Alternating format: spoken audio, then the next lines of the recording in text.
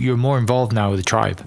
Yeah. So like I said earlier, you know, my mom left when I was, and she's the one that was Native American. So she left when I was young, and then also, see, people don't know this. Like, people to this day think that all of these issues that we talk about with Native Americans were things that happened 200 years ago. Mm-mm. Like, people all the time, well, why am I paying for something that happened 200 years ago? I didn't take your land. You know, we hear that kind of stuff all the time. What they don't realize is how recent it was that the federal government took their policy on Native Americans was to eliminate Native Americans. And here's how recent that was. My mom, so I didn't meet my grandpa on my Native American side until I was like 10, 12 years old. And the reason for that was my mom was taken by the state when she was like 3 years old and given up for adoption. The state, you know, sent her off with a white family who, that's, you know, I grew up as that being my grandparents and stuff, and I love them to death, you know, great people. But it caused the next generation and her really to not grow up in that Native American culture. And so I wasn't even exposed to it that much. I mean, I knew I was Native American. I was enrolled Native American, and I grew up in a Native American community in Little Axe. All my friends are absentee Shawnee and Kickapoo. And so I was involved, but I wasn't really involved with my particular family and my tribe until later. And so again, one of these careers I had, when my dad was sick, I had friends that were cops, and they were always trying to talk me into becoming a police officer. And so for a little bit there, I went to the police academy, and I became a tribal police officer. Okay. And my chairman at the time of our tribe, Christy, she came to my graduation, and it was all like tribal police. And she got to carry our tribe's flag, which you see behind me. She got to carry the flag in our graduation. And I don't know, a month later, she calls me and she says, "Hey, our casino needs a security director. Are you interested?" And I'm like, "Well, I don't know, what's it pay, you know?" And and so she gave me a number, and I was like, "I'll be up there tomorrow." Yeah. You know? When can I start? When do I start? So that was my introduction to the casino business. And then within a year and a half or whatever, I was an assistant GM, and I was building a new casino. And, you know, that's where, like I said earlier, all the different careers I've had have led me to something. Mm-hmm. Well, at that time, I knew I wanted to start this brewery, but I wasn't sure about the business side. You know, could I build a brewery? Like, in my head, I'm like, man, these breweries are like these big buildings and all these big tanks, and it's like real complicated. And the tribe said, we want to build this casino, and we want it open in 90 days. Because our tribal elections were in 90 days, and all we had was this field of grass. Yeah, you got to build something over there. Yeah, and it was out there by Chandler, Oklahoma, between Chandler and Wellston. And my boss, who was the general manager, he put me in charge of that casino and the project, and we had it open in 85 days. Yeah. But now you know how to build a building. Yeah. Well, that day, I can remember the opening day. Yeah. That night, driving home, is when I really knew I was going to open a brewery.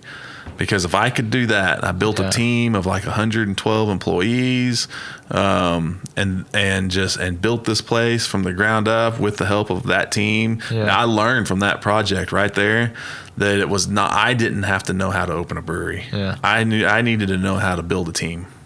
And being able to build a team, and being able to care about those team members and want what's best for them. Right. And then, you know, Zig Ziglar always says, you can have everything in life you want if you help enough other people get what they want. Yeah. And I learned that for sure, that was absolutely true, because in the end, I'm getting all this credit, but it was them that did it. Yeah. You know, it was that team that built the place, and one of them built the cage and got the accounting side going, and the slot machines and the F&B side, all this stuff. So I drove away that night, drove home, and said, I can do this. I'm gonna do this brewery. And things really took off from there. Yeah. So. But more recently, like, you are starting to get really involved now. Yeah. So thinking about it. Yeah. Well, So several years ago, I ran for office, and I ran for treasurer, and I lost by like a handful of votes, just a few votes. And at the time, I wasn't ready to run for office, and I didn't. At the time, I also didn't quite realize the politics of tribes. Like it can be brutal, and just me running and losing caused me a lot of issues in my career because of the political side of it. But since I've left the tribe, I think like I've really, the top 50 Native American Entrepreneur Award. Our beer is like all over the state. The tribes and casinos are like really pumped up about our brand and our business, and they're real supportive. And our tribal members are seeing the podcast, where it's just like, I think I've made it real clear that my purpose is to help other people. Sure. And that's the style of leadership that not only that the tribe needs right now, but what this country needs right now is servant leadership. That's what's badly needed everywhere right now. And I just think like we've had some changes in the tribe recently with the last election. And so I'll say it is like, this will be the first time anybody's heard this. Yeah. But I'm going to run for chairman next year. Okay. Of the tribe. And I'm going to try to do that and run this brewery at the same time. Yeah. Build a team. Yeah. And the thing about it is like, the timing's not ideal, but it's the best timing as far as my chances of being able to win that election. And with my grandpa being chairman for a long time, just always felt like it was a calling. Yeah. I felt like that's the way for me to help the most people and to have the biggest impact. And to be honest with you, most likely the terms are 2 years. Most likely I'll tell people right off the bat, I'm going to be in there for 2 years, and then we're going to pass it on to somebody else. Yeah. Because I just want to make an impact. And then the other thing is like, should I be doing that at the same time I'm trying to open my new brewery and tap room? Probably not. But how many times in your life do you have an opportunity to be the leader of a sovereign nation? Right. Yeah, you're right. So we're going to give it a shot. That's awesome. Yeah. Everything about it's not ideal right now, but I can do it. Yeah.